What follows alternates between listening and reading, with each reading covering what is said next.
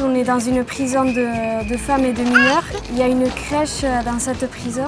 Le matin, on construit le mur extérieur de la crèche pour délimiter un peu le terrain. Aujourd'hui, on a posé les fondations. Petit à petit, on construit le mur d'enclos le matin. Et l'après-midi, généralement, on fait des activités d'animation avec principalement les mères, parce que les enfants sont assez jeunes.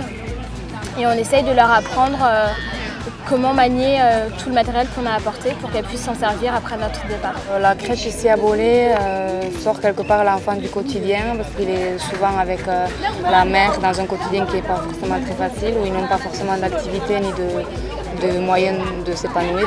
Le jeu n'est pas dans la culture malienne en fait, et c'est expliquer aux mamans que jouer avec les enfants, c'est aussi, ça fait partie aussi de l'éducation et que ça leur permet d'évoluer.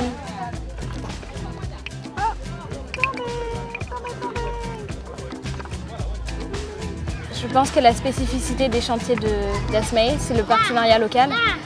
Tout passe par la coordination avec des acteurs locaux. Et je trouve que ça, c'est vraiment intéressant. C'est un chantier solidaire, c'est-à-dire qu'il y a quelque chose qui est déjà mis en place. On vient donc sur place, mais après, une fois qu'on sera parti, ça continue. Et puis surtout, c'est qu'elle s'appuie sur des associations locales, donc qui connaissent vraiment la culture, qui connaissent vraiment les besoins. Et c'est convivial et c'est fait dans la bonne humeur. C'est vraiment un échange, quoi. Pour moi, c'est une expérience très enrichissante parce que même si on vient aider les gens, ils nous donnent aussi beaucoup en échange. C'est vrai que toute la journée, on partage beaucoup de choses avec toutes les personnes qui sont ici, que ce soit les ouvriers, le maçon qui est très, très agréable, très sympa parce qu'il veut nous apprendre le bambara. Pareil avec les détenus, tout le personnel qui travaille ici.